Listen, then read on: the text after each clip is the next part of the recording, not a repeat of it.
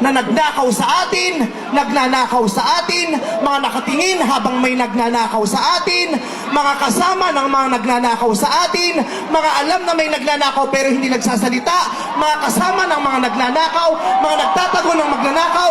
Isa lang ang gusto namin sabihin sa inyong lahat: patawad kay Father, pero putang ina ninyo!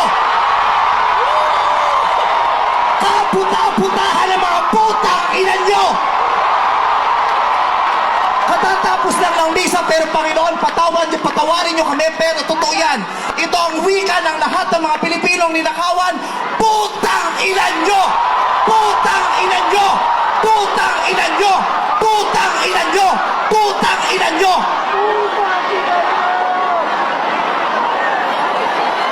Putang ina nyo! Ang panahon ng mga mababait at ng mga resilient. Ang mga mababait, ginago. Ang mga resilient, tinarantado. Hindi na ubra sa atin yung bait-baitan, kimikimian, tahimik-tahimikan, patawad pero hindi po. Hindi ko sisimplihan, hindi ko babaitan ang mensahe ko ngayon dahil hindi naman sila mababait.